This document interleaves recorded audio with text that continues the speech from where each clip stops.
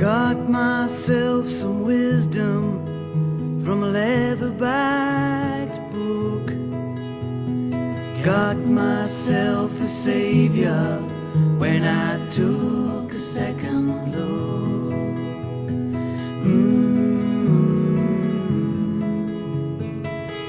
Opened up the pages, and what did I find?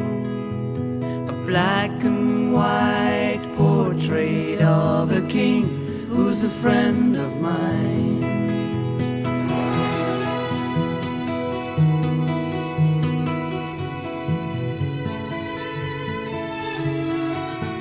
Funny how when you think you're right, everybody else must be wrong, till someone with fool's wisdom somehow comes along.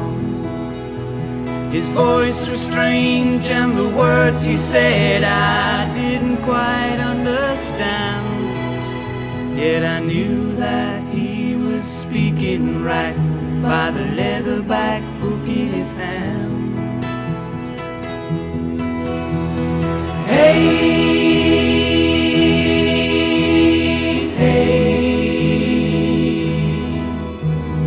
what a day, fool's wisdom.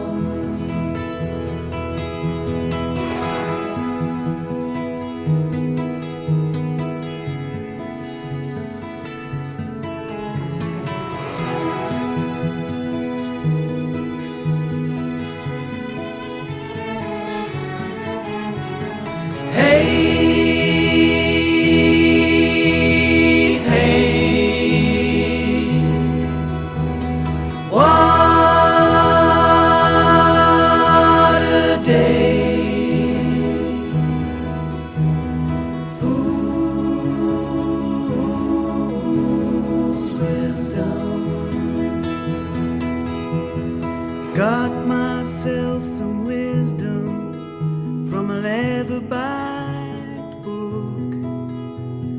Got myself a savior when I took a second look.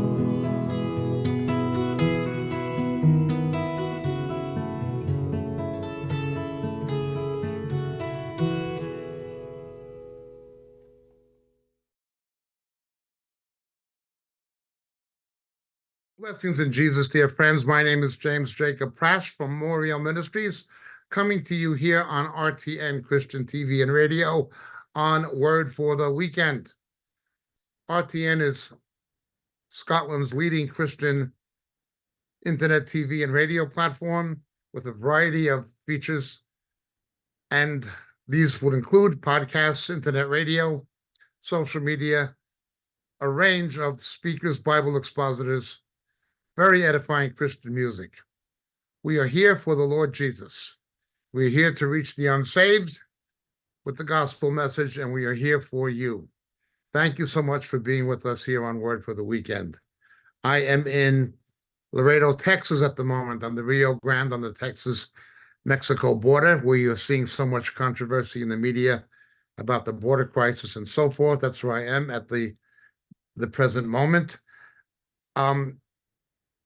But of course, we live in a world where news travels fast. And for our friends in Britain, we are aware of the cancer diagnosis of King Charles. Perhaps not my favorite character, because he donated land from the Duchy of Cornwall to build a mosque, of which he's patron, and certain other things that I'm not happy with. Nonetheless, he is the British monarch, and I have to respect his position, and we must pray for his health and for the royal family at this time. I had a somewhat higher view of his mother, of course, but it would not be in the national interest to have lost one monarch and then lose another one a year or 2 years or a short time later. So certainly King Charles is in our prayers, King Charles III. And a variety of things are taking place on the international landscape as well, in the Middle East, here in the USA, certainly in Europe But here we are, getting ready for the return of Jesus, which is what we've been looking at. Turn with me, please, to part 2 of our mini-series, and we're looking at the black horse, the third seal. I'm reading from the book of Revelation, chapter 6, the book of Revelation, chapter 6, please. Will you look with me to Revelation 6, verse 5? And when he had broke the third seal, I heard the third living creature saying, "Come." And I looked, and behold, a black horse. And he who sat on it had a pair of scales in his hand. And I heard, as it were, a voice in the center of the 4 living creatures saying, "A quart of wheat for a denarius, and 3 quarts of barley for a denarius. Do not harm the oil and the wine." Now, the measuring device is called a conex, and it was just about a liquid quart, only it's using a liquid standard of measurement from the ancient world to measure something that they didn't use fluid ounces in those days. They just used the same standard of measurement and applying it to grain. And it would be a denarius. A denarius was approximately 1 day's wages.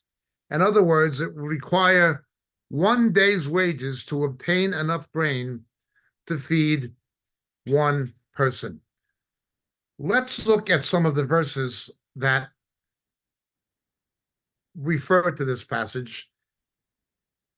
Look with me, please, to the book of Ezekiel,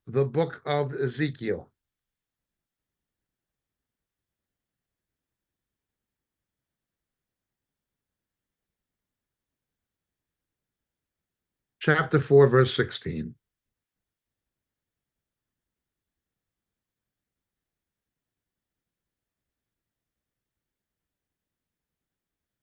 Moreover, he said to me, "Son of man, behold, I'm going to break the staff of bread in Jerusalem, and they will eat bread by weight and with anxiety, and drink water by measure and in horror."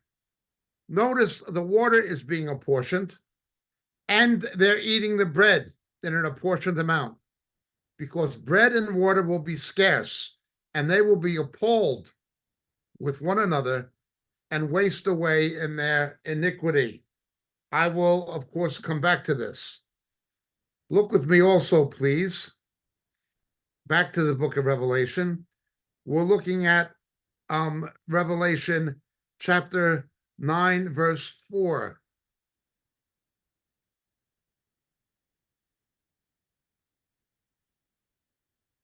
And they were told that they should not hurt the grass of the earth, nor any green thing, nor any tree, but only the men who do not have the seal of God on their foreheads.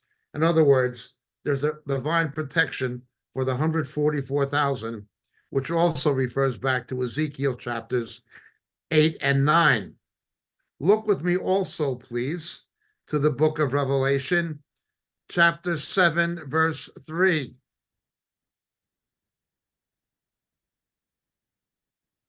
Do not harm the earth or the sea or the trees until we have sealed the bondservants of our God on their foreheads.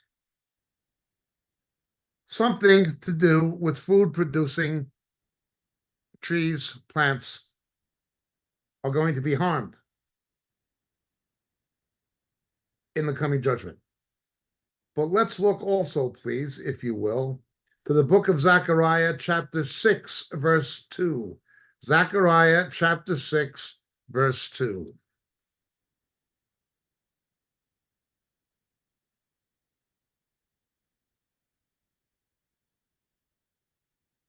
With the first chariot were red horses, the second black horses, and the third white horses, red, white, and black, okay?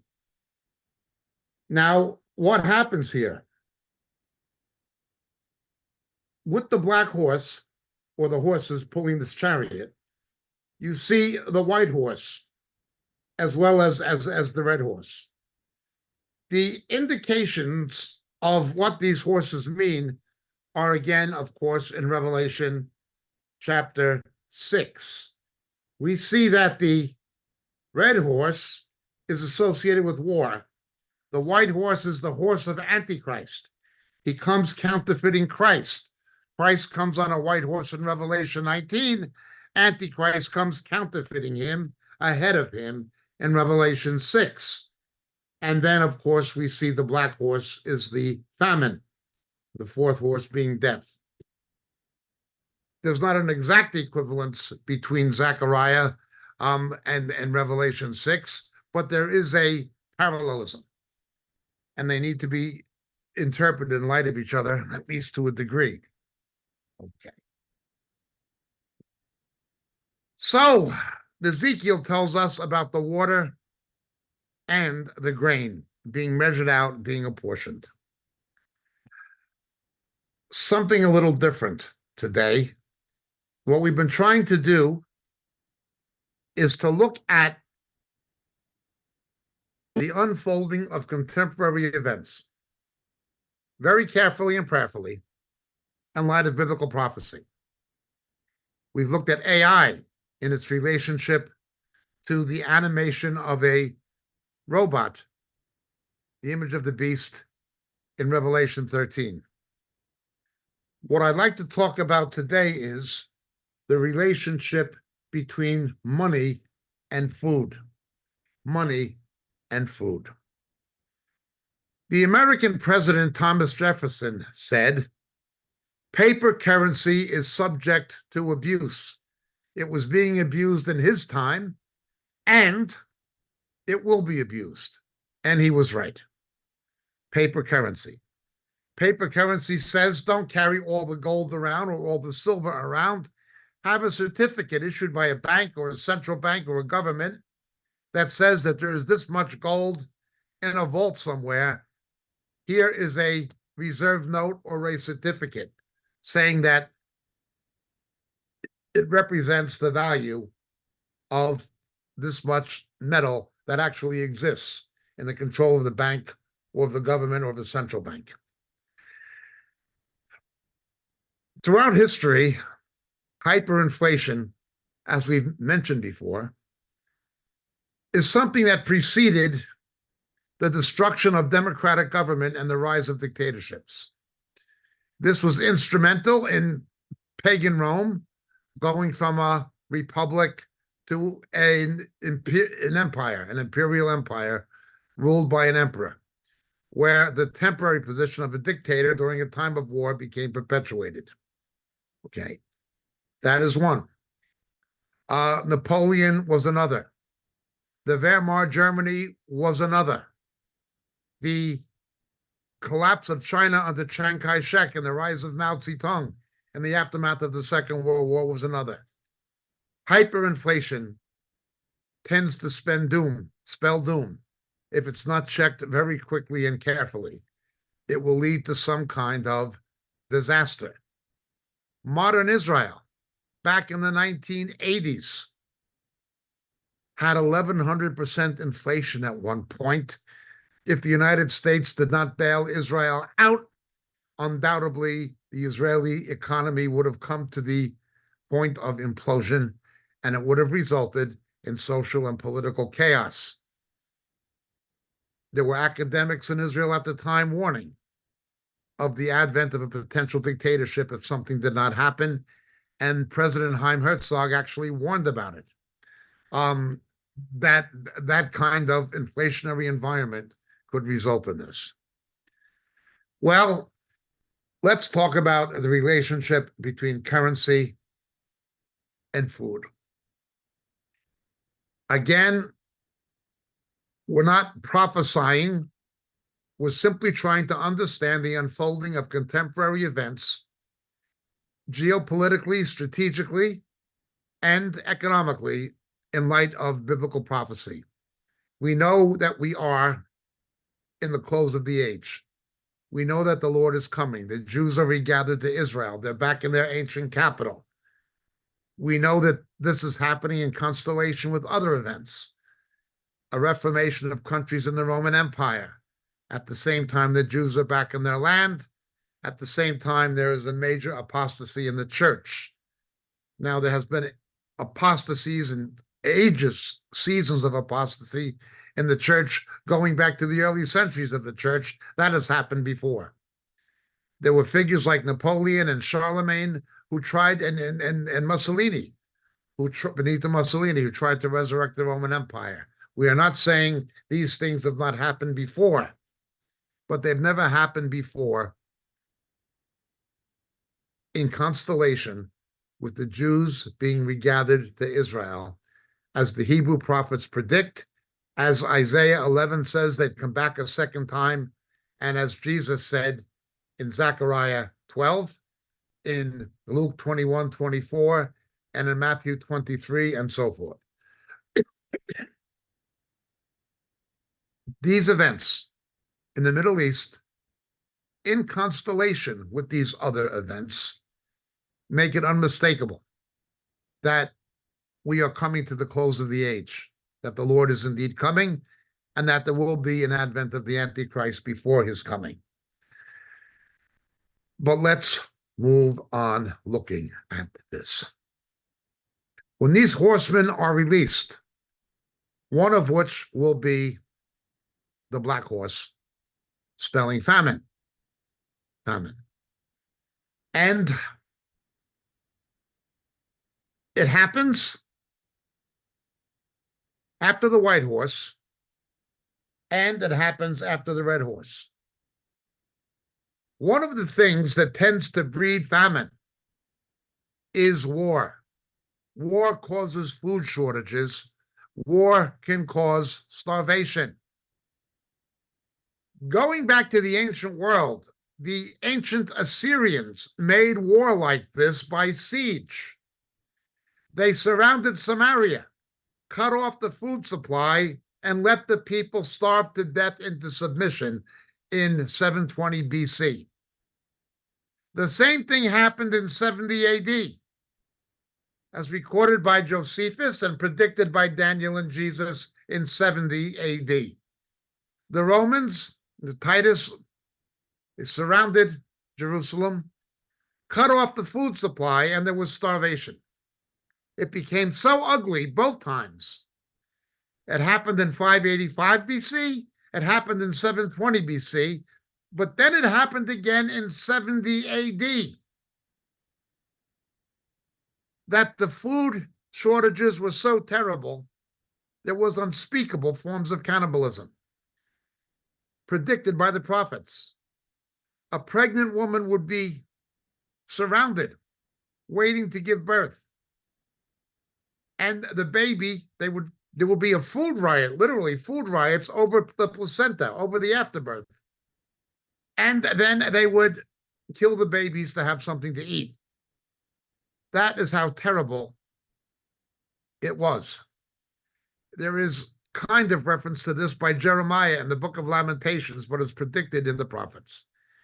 Had happened in 720 BC, 585 BC, and in 70 AD, again as recorded in Wars of the Jews by Josephus. And such things will happen again at the close of the age.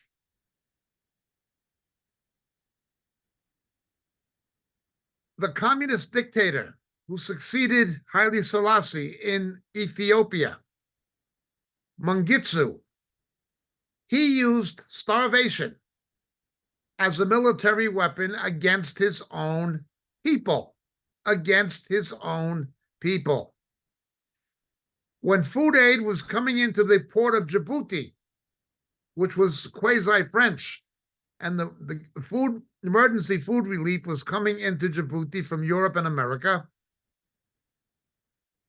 he was bombing the food lines out of Djibouti into Ethiopia. He was destroying the supply chain of food to starve his own people. Joseph Stalin used starvation against his own people, the Soviets, 3 times, most seriously in 1927. When food is used as a weapon, the weaponization of food. It goes back to the ancient Assyrians, but it has taken place throughout history, right into the 20th and 21st centuries. The weaponization of food. Hence, we see the black horse following the red one. And it takes place when the Antichrist is on the scene. Now, we know ultimately, as we've already looked at in our previous studies here on Word for the Weekend, that the Antichrist and false prophet will create a system of commerce where, without the mark of the beast, you cannot buy or sell food. Again, starvation. And we see that there will be a destruction of food-producing plants and trees. In Revelation 7, Revelation chapter 9, we see that. And we see there will be a food apportionment, but also a water apportionment. Let's begin with the food.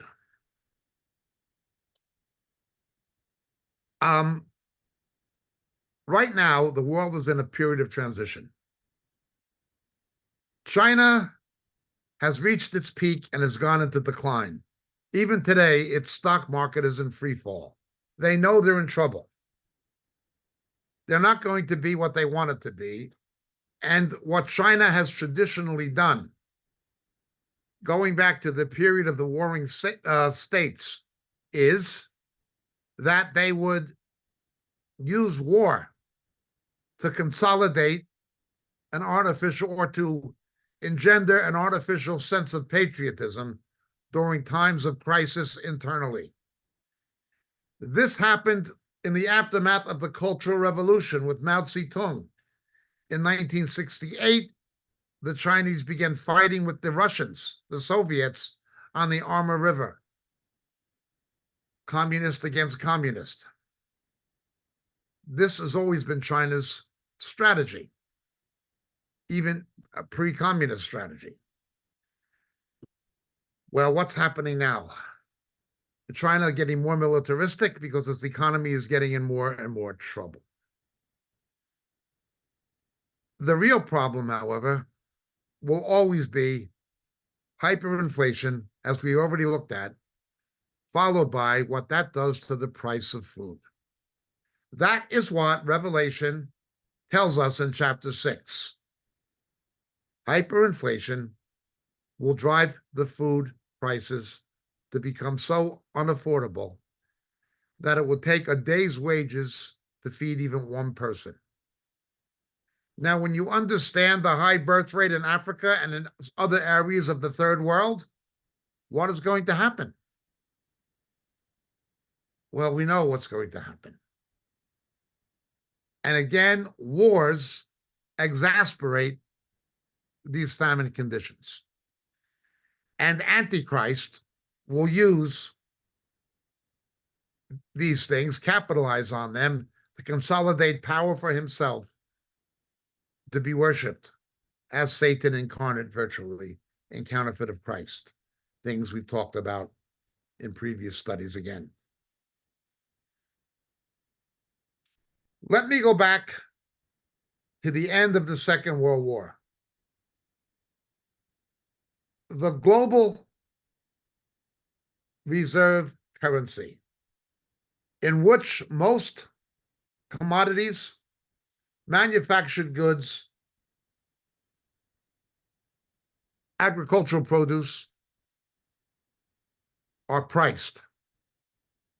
When Britannia ruled the waves, that had been for about 150 years the British pound. The Bank of England, sound as a pound, was a colloquialism. Everybody wanted the pound. During the American Civil War, the Southern plantation owners tried to get their money into England. The pound. It was the pound. It was the City of London. It was not Wall Street. It was the Bank of England, not the Fed, not the European Central Bank. It was the Bank of England. At that time, part of the exchequer and controlled directly by the British government. It was not an autonomous agency, as it has since become, an imitation of the American Fed and of the European Central Bank. Sound as a pound. After the Second World War and the decline of empire, Obviously, the British pound could no longer be the global reserve currency. The United States had 80% of the world's gold. The continental United States was not at all affected by the war. Europe was in ruins. Britain was in ruins. Japan was in ruins. China was in ruins. Russia was in ruins. It was only the United States. The United States had a dollar with 80% of the world's gold in Fort Knox and so forth, and in the Federal Reserve Bank vaults in New York. And at a place called Bretton Woods in New Hampshire in the United States, in New England, there was a conference convened by the United Nations. And by international agreement, everybody agreed the gold-backed dollar would be the world reserve currency, which it remains until this day. The only thing is, certain changes have taken place since that time. Let's move forward. In the 1960s, there was tremendous corruption in the American government. Certainly in the administration of Lyndon Johnson, who launched expanded an unconstitutional war with no declaration of war. He sent American forces to fight in Vietnam with their hands tied behind their backs. It generated profits for corporations, defense industries, but it put tremendous strain on the American economy. And at the same time, he was trying to switch Black Americans from being Republicans or Republican voters to voting Democrat. Abraham Lincoln was a Republican, the party of the abolition of slavery, the Abolitionist Party, the party that opposed segregation and Jim Crow, the party that always helped the blacks, the party of emancipation under Lincoln forward, were the Republicans. Blacks supported Republicans. Republicans voted 22 members of the American House of Representatives who were Black before a single Democrat who was Black was in the House of Representatives. And the first U.S. Senator who was Black was a Republican, Edmund Brooks from Massachusetts. He ran against the Democrats. He ran against the Kennedy machine in Massachusetts of JFK's family. Johnson wanted to reverse this. He wanted the blacks to be reliant on the federal government and on liberal policies, things like food stamps and welfare, to keep the blacks voting Democrat and to take them away from voting Republican. Well, you've got to raise taxes, and you've got to get the money from somewhere. Borrow it. There are three ways corrupt governments get money: high taxation, borrowing through treasury bills, bonds, and so forth, and the third is quantitative easing, printing it. Quantitative easing, printing money, is a hidden tax. In other words, the government needs the money. They go to the central bank to get it. They borrow it from the Federal Reserve or the European Central Bank or the Bank of England or wherever, who print it. They print it and give it to the government as a loan. And remember, the central banks are really controlled by the international banks, not by the government or the taxpayers.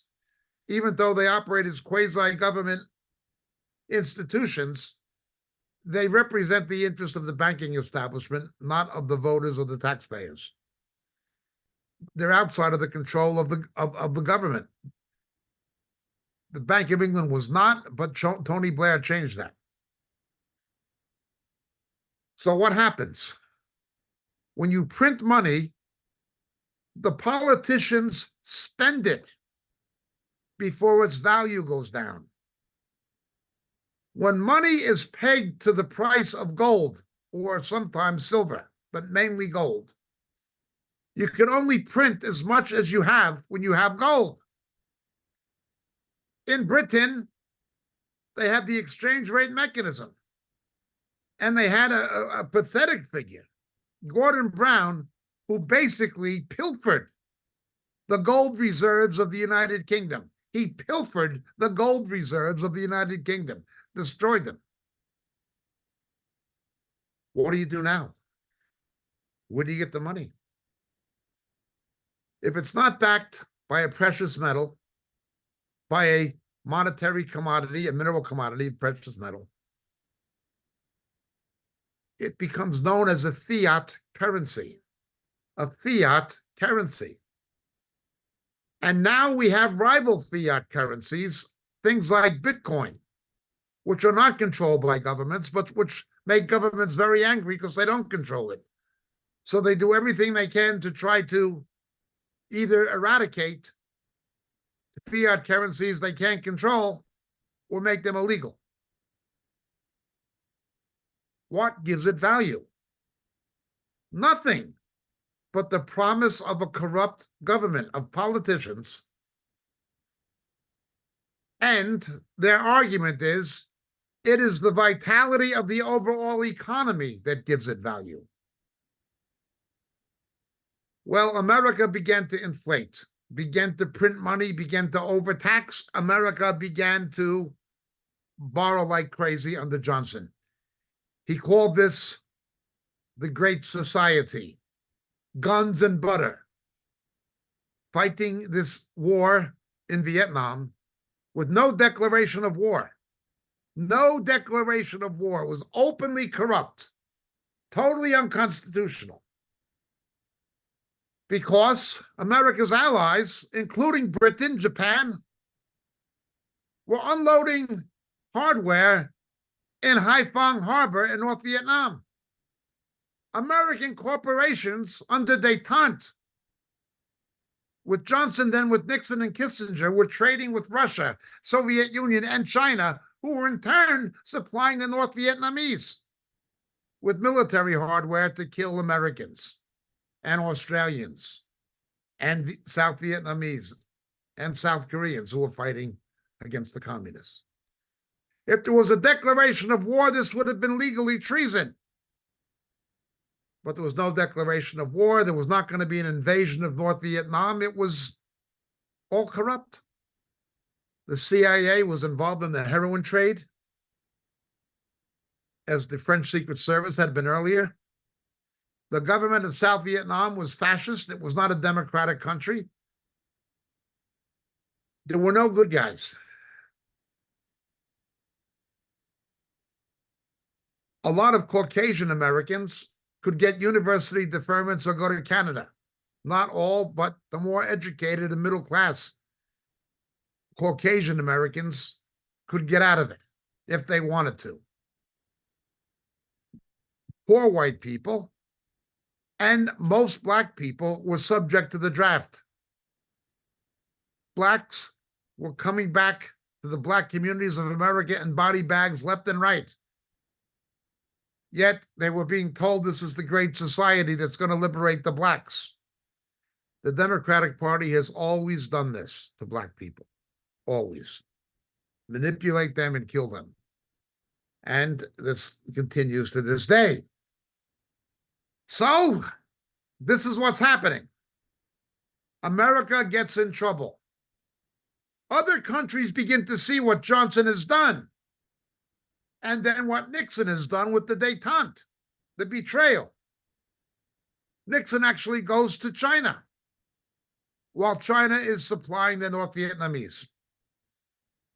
And he tries to make a deal, him and Kissinger, look, you fight North Vietnam. So China and Vietnam would have a war when the Americans and Australians left. It was all a plan that didn't work. They created a rival that is China now. And absurdities, Vietnam is a capitalist economy. Only nominally with the communist government, but its economy is purely capitalist. I recall one of the times I was in Vietnam, and I was in near Saigon, now called Ho Chi Minh City. And I was up in where the American headquarters, military headquarters, have been north of Saigon. Long Binh. I was in Long Binh. The building that had been the main headquarters of the American Army during the Vietnam War is now the Asia Pacific headquarters of the American multinational company, Intel. What did you fight for? What is Vietnam? It's a country with a capitalist economy that wants to be friends with America and Australia and the West, that doesn't like China, that had a war with China. What did you have the war for and kill 1 million people? What did all those American youth, 19-year-olds and 18-year-olds, come home in body bags for? Nothing, except the profits of multinational corporations and corrupt politicians. That's all. It's all corrupt. So, seeing what was happening, the debt, the borrowing, and the printing of money, you get inflation. Inflation is not the prices of goods going up primarily. If you have low rainfall, the price of certain food products might go up because of supply and demand. Things like that can happen, but those tend to correct themselves in normal business cycles. Real inflation, as we experience it, is not the prices going up, but the value of the currency going down. So, led by France, other countries come with the US dollars. Now, with Bretton Woods, there were US dollars and there were Euro dollars, which were just US dollars circulated outside the United States. The French were coming in with the Euro dollars and buying gold. Here's your dollars, give us our gold. American gold reserves began to go down. Richard Nixon defaults on the dollar. He says, we're not going to give you gold anymore. What are they going to do? The value of the dollar is based on the dynamism of the American economy, which was in recession after the war anyway. So they've got to do things. There were two things that the Americans did. One was America's leading banker, David Rockefeller, formed something called the Trilateral Commission. Now, I'm not a conspiracy theorist, and you've heard of Bilderbergers and all these things, but he formed the Trilateral Commission. The people who were in control of Japan, Europe, Britain, and the United States, Canada, were trilateralists of either political party in America. Jimmy Carter was a trilateralist. He was a member of this group of about 300 politicians and bankers. Henry Kissinger was a trilateralist. Okay. George Bush was a trilateralist, senior. The Trilateral Commission. This was to be the main Western economic powers, the forerunners of the G7 and the G8. That would be the Trilateral Commission. Most of the members of it from Europe had also been Bilderbergers, but I'm not going into conspiracy theories. The other thing that happened was the Americans made a deal with the Saudi Arabians and the Emirates, particularly Saudi Arabia, and at that time, Iran, when the Shah was still in control of Iran. That instead of having Euro dollars that were backed by gold, you would have petrodollars backed by oil. Margaret Thatcher did a 20 billion pound arms deal, or $20 billion or pounds, I forget, I'm sorry, with Saudi Arabia. No cash changed hands. It was paid for in oil. The arms were bought with oil.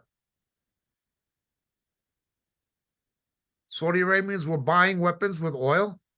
At the same time, the North Sea still had an abundant amount of oil. Oil became it. Then the Saudi Arabians began to weaponize oil against Israel because of fundamentalist Islam, causing oil shortages. And under Carter, the trilateralist, the Shah of Iran fell from power.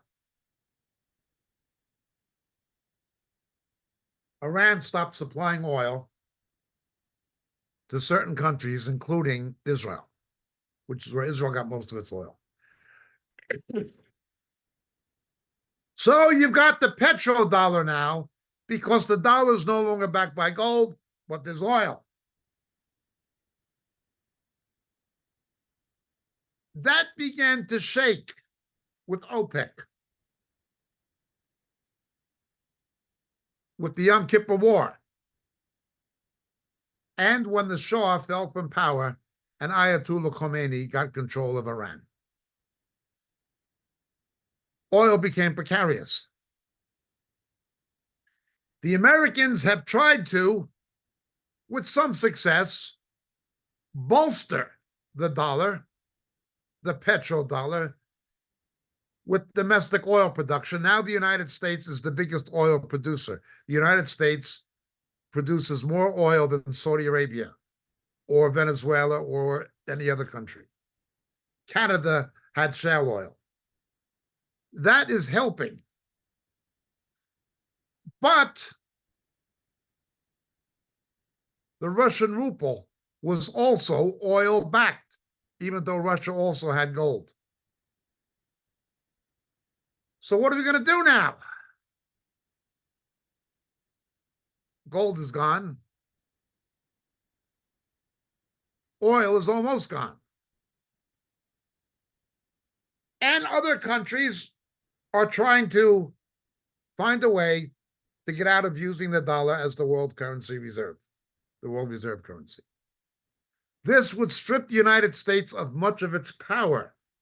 As long as you have the reserve currency, it's like you can write checks and not have to cash them, virtually.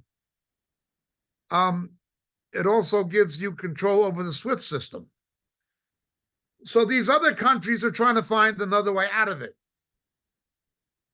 BRICS, in and of itself, cannot do that, the so-called BRICS.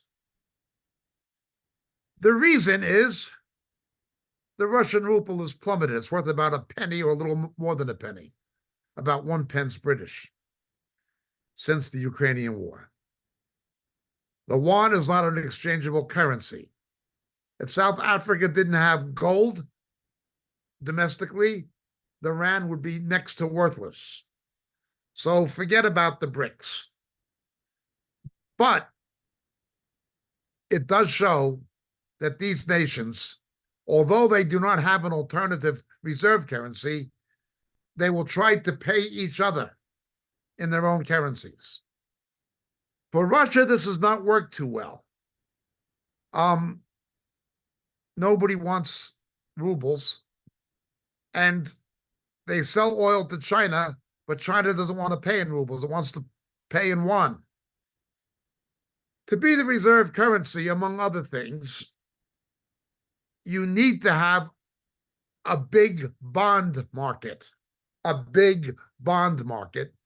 these BRIC countries do not as yet.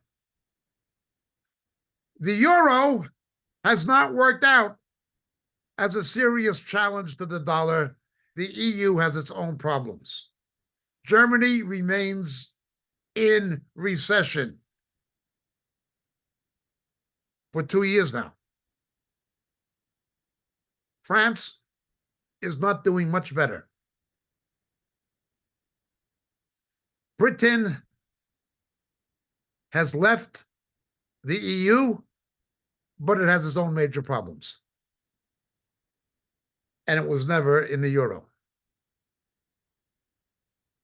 What's going to happen?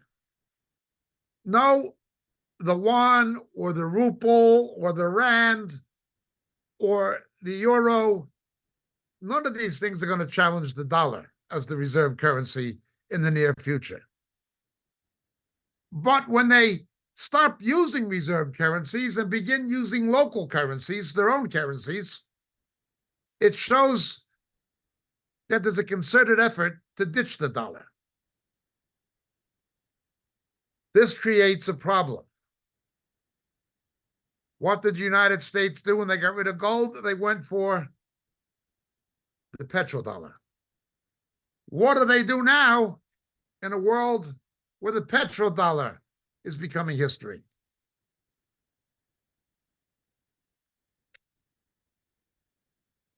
The euro didn't become the threat it was supposed to. BRICS has not yet become the threat, but it does show something. The United States, in addition to the inflation, is $34 trillion in debt. Now, as a percentage of GDP, Japan, China, other countries are no better off. In fact, China is worse in proportion to a percentage of GDP that's of public debt. Japan public debt is about 200% of GDP. United States, it's nearly 130%.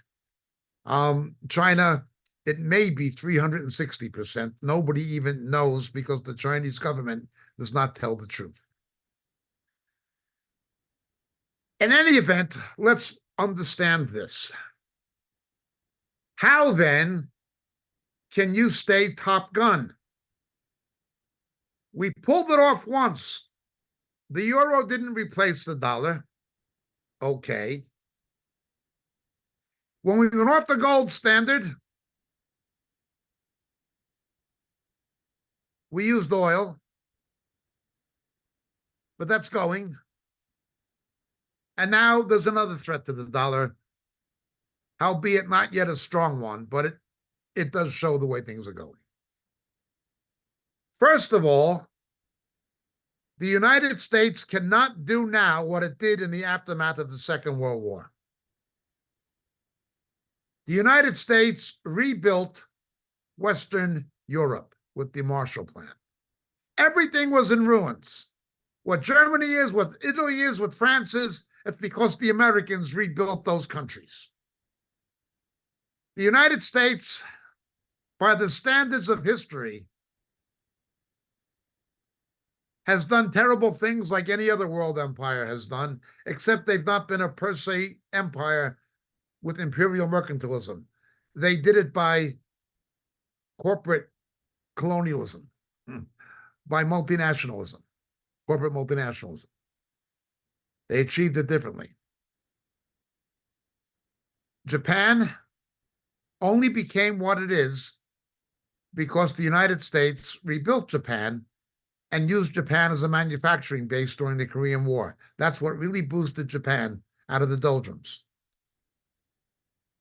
To stop the spread of Soviet communism, which they could have stopped at the end of World War II, but didn't because of corruption, the United States allowed Germany to rebuild and to become the economic industrial dynamo of Western Europe. You take countries, fascist Italy, Nazi Germany, Imperial Japan, and you turn them into democracies. You bring about regime change. Well, that worked for Germany, and it worked for Japan, but it hasn't worked in Muslim countries. In order for that to work, you would have to do what MacArthur did in Japan. He demythologized the Shinto religion. that the emperor is not a god, that the ancestors are not going to fight for you and give you victory. He demythologized the Shinto religion. He debunked it when he wrote and the Americans basically drafted the Constitution of Japan, made it a democracy. Nazism, there was denazification of Germany by the Americans and British. You have to debunk their ideology and their religion. But because of the corruption of various interests,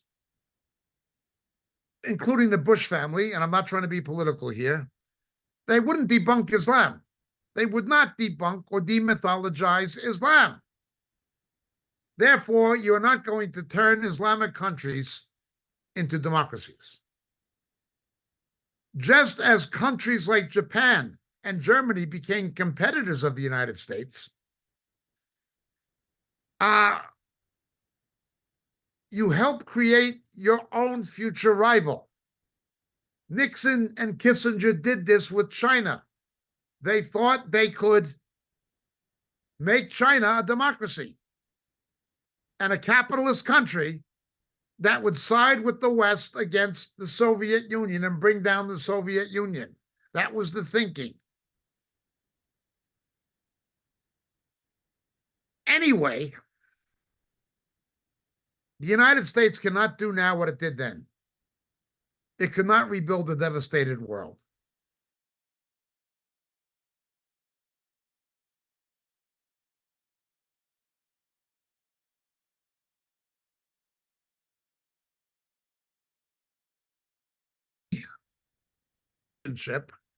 The British were playing second fiddle, but at least they were still in the game. They still had power and influence because they were an English-speaking country. One of the Five Eyes with the Americans, the Australians, the Canadians, New Zealand, and Great Britain. They spent more. The United States spent more on defending Europe and funding NATO than European countries did. Why should the United States spend more money to defend Germany from the Soviet Union than Germans spend, or than France spends? France actually withdrew its troops from NATO and hid on back of the Americans and British. Why should the Americans pay for the defense of continental Europe? That's not going to happen again. That's why you saw last week the EU decided to appropriate 54 billion euros for Ukraine, 54 billion. Countries that were not even in NATO, like Finland and Sweden, were desperate to get into NATO. They knew they could not rely on the United States anymore. It had its own economic problems. It could not pick up the bill to defend somebody else anymore. And Donald Trump said, enough is enough. You pay your fair share or we're out of here. So, you got the situation now. How can the English-speaking nations stay on top? It doesn't matter how big your military is. If your economy is not the kingpin, you're not going to be the top gun. The Soviet Union proved that. They built and built and built tanks and tanks and tanks and invested everything in the military and lost the Cold War. Now they can't even beat the Ukraine. They're in a stalemate with the Ukraine. Soviet Union collapsed. The CIS collapsed. The Warsaw Pact collapsed. Now Russia's having problems. So what do? There's no way the United States and the English-speaking democracies can stay on top.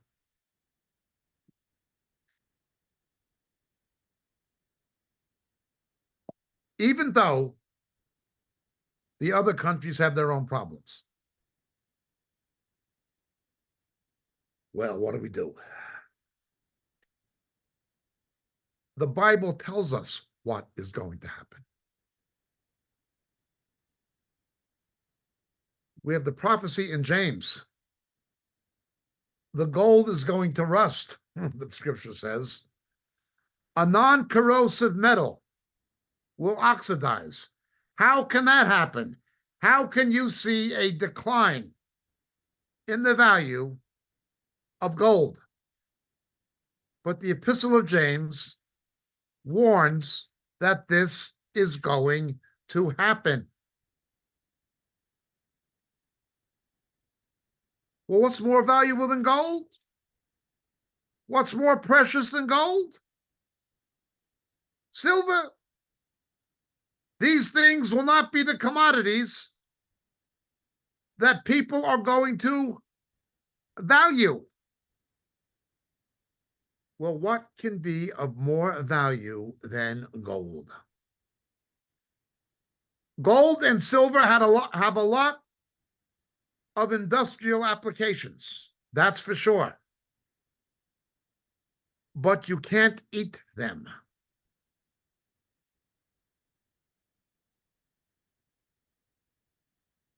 A denarius for enough grain to feed one person. Now, we have to understand grain is not just bread and cake and biscuits and bakeries and lemon meringue pies and pizza. Grain is feeding stock for cattle, for sheep, grass. They graze. The book of Revelation tells us a destruction will come to trees. Fruit trees, apple trees, pear trees, almond trees, fig trees. And a destruction will come to grass, grazing animals. And huge grain shortages. There are some countries in the world whose food production is just about adequate to feed their own population. India faced starvation in the 1960s when the monsoon rains didn't come sufficiently. But India produces just about enough food to feed its own population, now the world's most populous country, slightly bigger than China and growing, 1.4 billion. Okay, just about. The world's most populous country doesn't really have an export surplus, but it can just about feed itself. Okay. There are countries that can export small amounts of food as well as feed themselves, but usually at a cost. The biggest one of these would be Brazil, but it does so by cutting down the Amazon forests for ranching and for agriculture, causing ecological disaster that affects not only Brazil, but along with the oceans, the Amazon are the lungs of the planet. No, Brazil can feed itself, but only at the cost of its environment. Okay. Small countries with small populations can feed themselves and even have a small surplus. The Baltic states, Lithuania, Estonia, they can do this. Latvia, Bulgaria, small surplus. Ethiopia can do this because of Lake Tana. And Ethiopia comes into play big time in what's going to happen in the future in the Middle East. More of that in a moment. There are countries that can feed themselves and even feed themselves with a slight surplus for export. There are countries who cannot feed themselves. that are already dependent for up to 20% of their food that must be imported. Although Great Britain has the most efficient farms in Europe, which the EU penalized it for, Britain was actually penalized by the Common Agricultural Policy for having more efficient farming than continental Europe. Britain cannot feed itself. It's a food importer. But it has ties to other countries. France can feed itself, but not by much. Italy and Greece and Spain are food importers, not huge, 10 to 20%, perhaps. China, 1.4 billion people, 15 to 20% of their food has to be imported.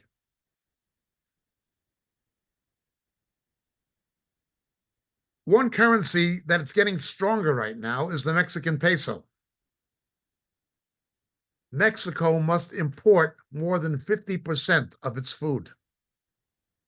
And a fair percentage of the vegetable produce that comes from Mexico has to be exported to the United States for foreign exchange to keep food prices lower in America. Mexico is not doing well at all. They're a big problem. China, because of its population, is a big problem. Turkey is a big problem. The biggest Muslim country in the world, Indonesia, cannot feed itself. It's in this range of 10 to 20% reliant on imports of food. Countries where you've had war are hungry in many cases. A disaster waiting to happen is West Africa. As the population in most of the rest of the world declines, including China, the population of West Africa is exploding. And Africa is mineral rich. Not all of it, but most of it. Nigeria, over 200 million people. But it cannot feed itself. Africa would seem to be an emerging market because it has a younger population. Pakistan, a young population, but can't feed itself.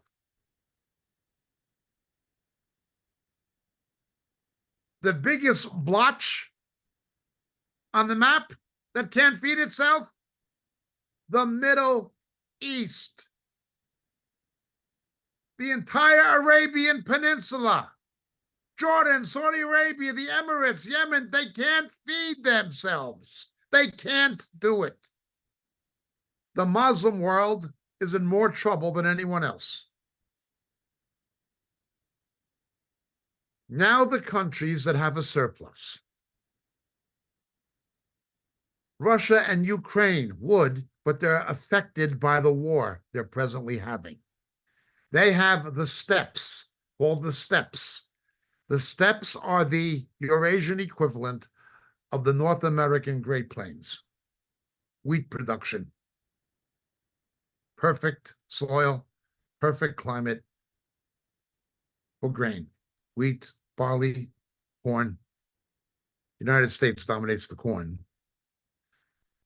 Okay.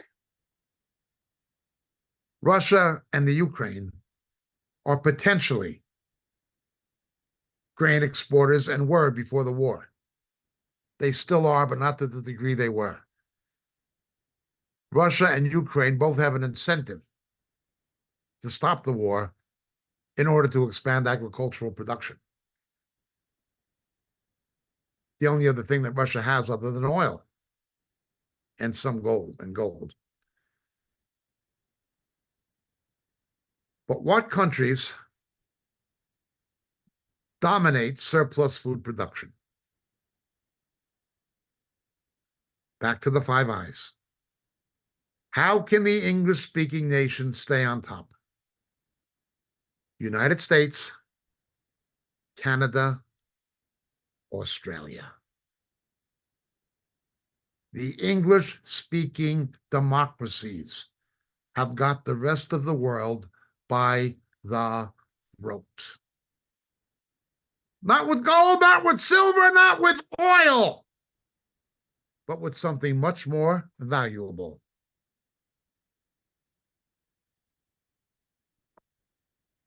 Food. What am I saying? Well, I'm not saying anything. I'm just reading. He broke the third seal, and I heard the third living creature saying, "Come, behold the black horse, and he who sat on it had a pair of scales in his hand." And I heard, as it were, a voice in the center of the four living creatures, a quart of wheat for a denarius, and 3 quarts of barley for a denarius. Do not harm the oil and the wine. Later, do not harm the trees and the grass until we have sealed the 144,000. You had the euro dollar. You had the petrodollar.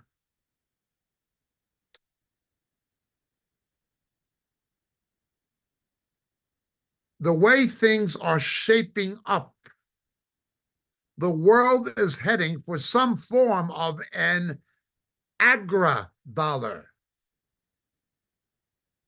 An agra-dollar. How can James say gold's going to lose its value? You can't eat it. Agra-dollar. Now, there are some other countries that produce a surplus that is sizable. The new president of Argentina, although he's inherited a decimated economy, a catastrophe, he's pro-American and he's pro-Israeli, anti-communist, anti-socialist, pro-free market. Argentina produces both grain and food, meat in abundance, and part of Uruguay, adjoining Uruguay. In Latin America, it's Argentina. It's the United States and Canada. And Australasia, it's Australia, not New Zealand. In Europe, it's Russia and Ukraine.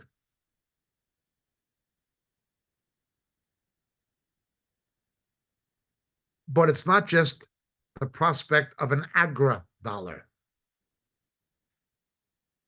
What of an aqua-dollar? Remember what it says in Ezekiel and in Revelation. They measure out the food, the grain, and they measure out the water.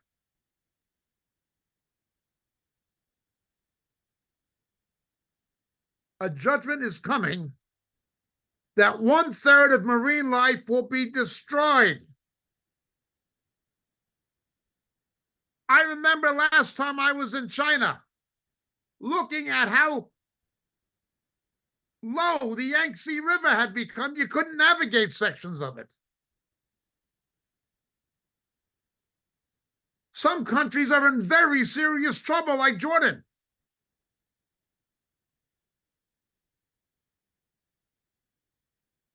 Water shortage is going to be a very big issue. It already is in many countries, but the worst is yet to come, including for China. Ethiopia is building 3 dams. You've got the White Nile and the Blue Nile coming together at Khartoum in Sudan. The Nile flows from the south to the north. The most populous Arab country is Egypt. If you've been to Egypt, you know everything, like in biblical times, is the Nile. You'll see a strip of green, a narrow strip of green on either side of the Nile, and then sand. They built the Aswan Dam and the Luxor Dam. The Aswan Dam, south of Luxor, and made Lake Nasser near Abu Simbel. These 3 dams will produce hydroelectricity for international marketing. They'll be sold internationally. The electricity will be sent by high tension lines to other countries in Africa. And it will give Ethiopia a surplus of water. What will happen to Egypt? What will happen to the Nile?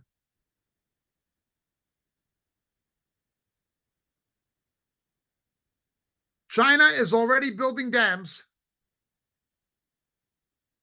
that is reducing the water supply into the Ganges. It is affecting Bangladesh and it is affecting Eastern India already.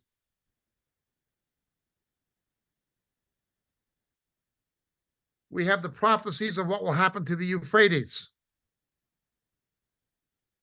Huge dams in Turkey that will reduce the flow of water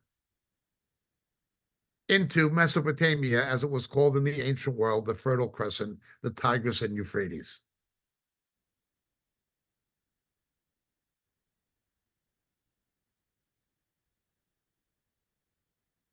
The Middle East is dependent on that water. India, Bangladesh, very populous countries, are dependent on that water coming down from Tibet. China is making border incursions into India along the border with Tibet, and a lot of it has to do with wanting to control the water. Oh boy. Then, when the wormwood falls from the sky and contaminates the oceans,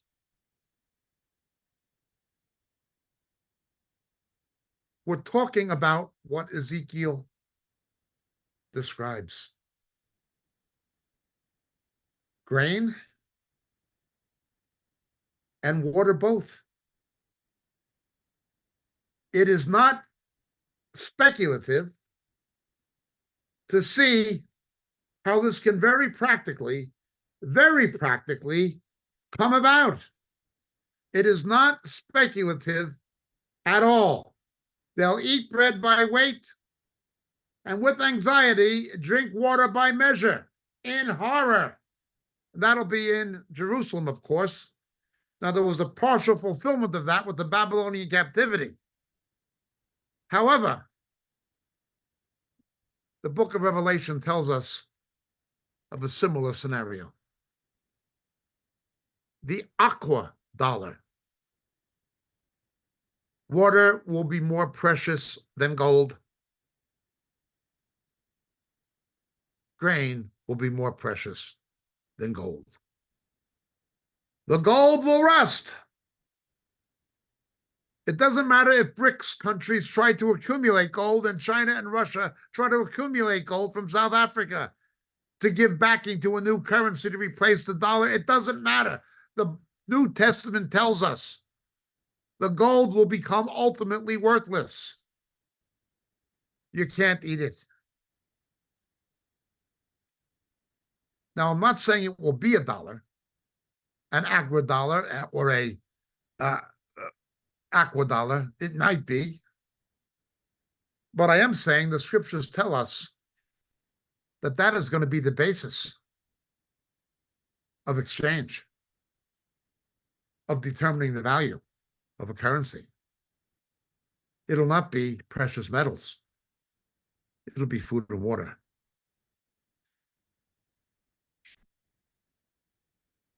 Now let's go a bit further. Ironically, there is one country in the Middle East that has solved its water problem. The Israelis, working in tandem with certain American corporations such as Motorola and with academic institutions interested in agriculture and irrigation, water engineering, such as Bar-Ilan University, the Israelis have found not a cheap way, there's no cheap way yet at least, but a cheaper way to desalinate water from the sea. The Israelis have built 7 desalination plants. 7, and there are others that may be planned. Israel solved its water problem.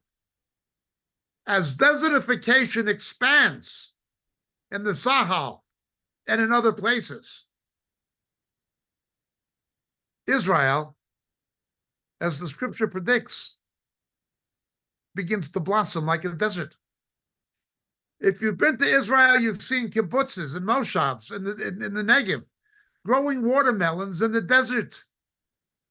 It's sand, and they grow in watermelons.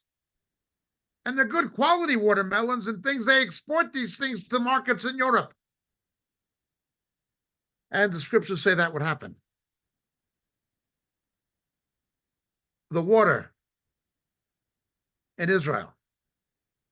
You would think that the surrounding Muslim countries would want to make peace with Israel to solve their own ecological dilemma. Without water, there's no irrigation. It affects food production.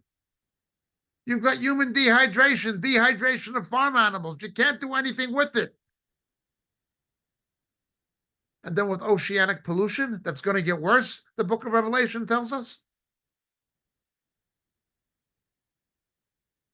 No, we see what's happening. In the short term to medium term, things may not change very rapidly. They may or may not. But in the longer term, we know what's going to happen. It's not going to be about oil. It's not going to be about gold or silver or other such commodities. It's only going to be about organic commodities, ones you can eat. China, very possibly India, certainly the Middle East and the Muslim world at large, countries like Pakistan, Indonesia, the oil-rich Gulf states, Turkey. They're in big trouble. Europe will be somewhat in trouble, at least. The Muslim world will be in big trouble. Mexico will be in big trouble. China will be in big trouble. How can the English-speaking nations keep power? How?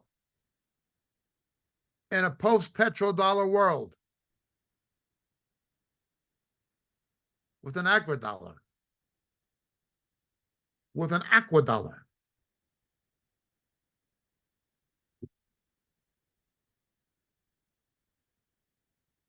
This is what's happening.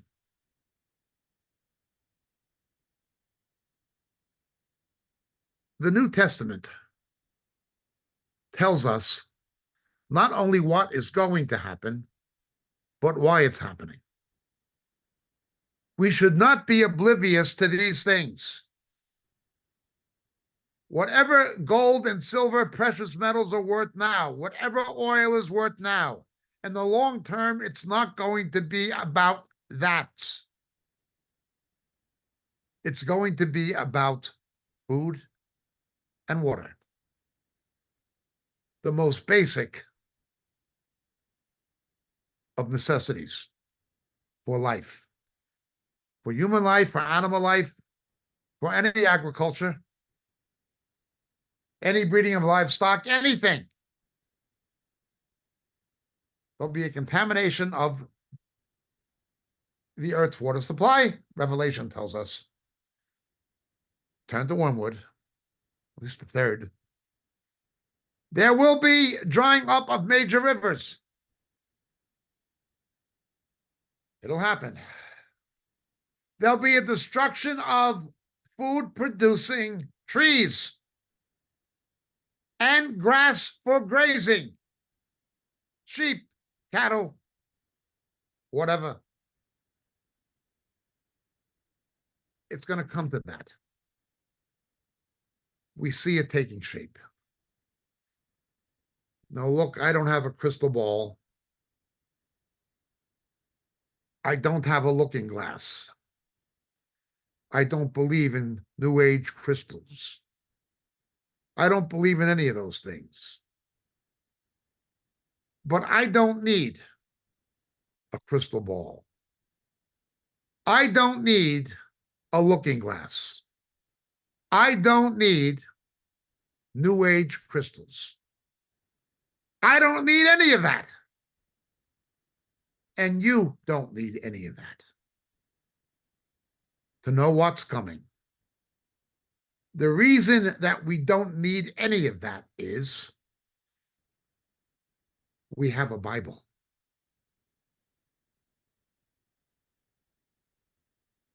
There's no economist, no environmental scientist, certainly no crooked politician can tell you as much as this book. In fact, the things I hear from environmentalists, at least the honest ones, the things that I hear from agronomists and economists show me how accurate the Bible is.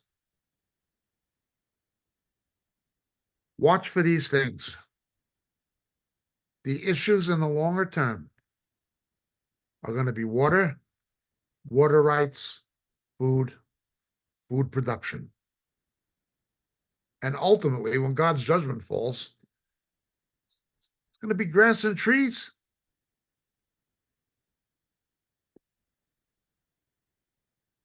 The dollar, the euro dollar, the petrodollar.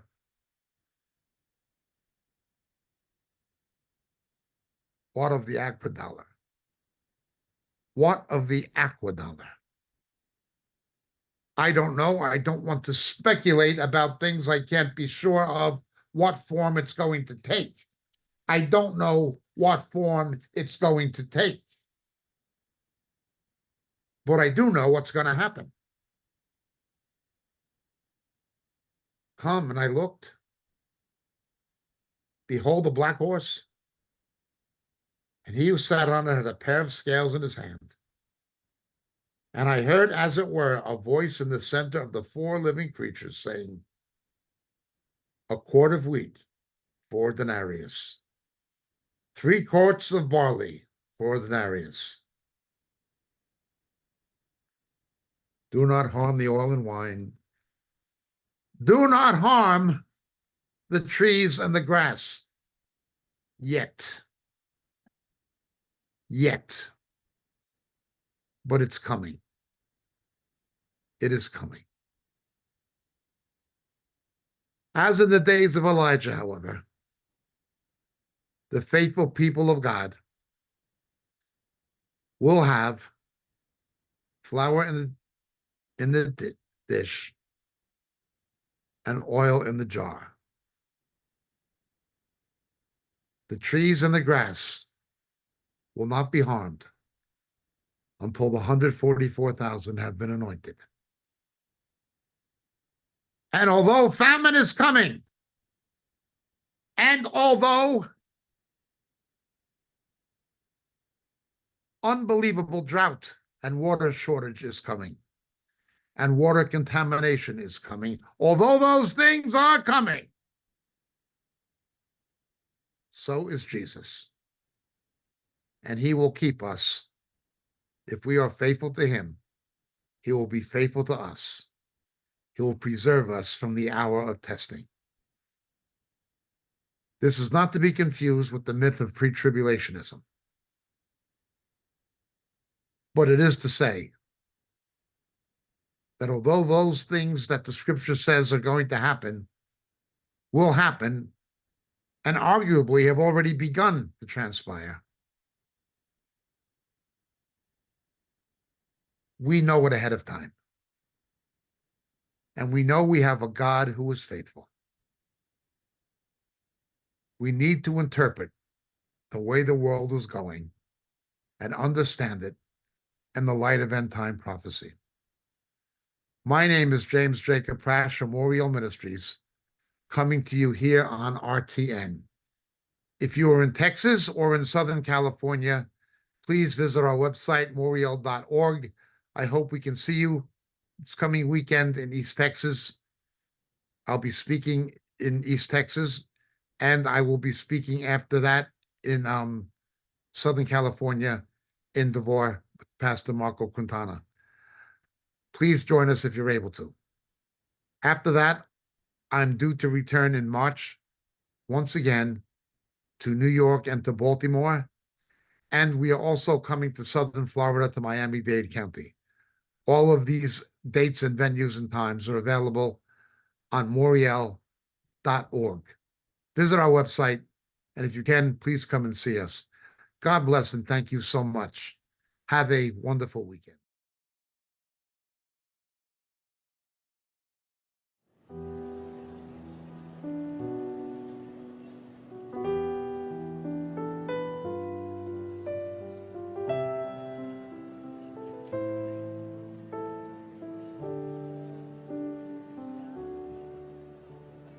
Why should I feel discouraged? Why should the shadows come? Why should my heart feel lonely and long for heaven?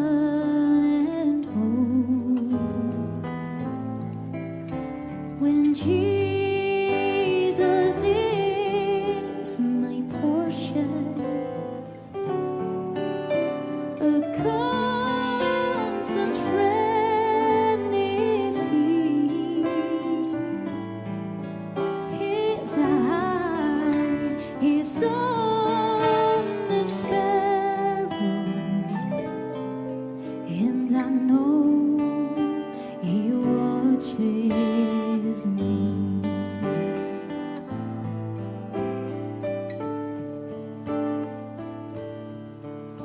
And why should I feel discouraged? Why should the shadows come?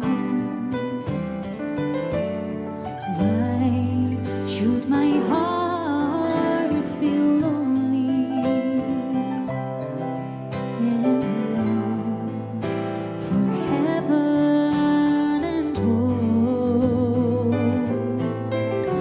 When Jesus is my portion and my constant friend is He. His eye is on the sparrow,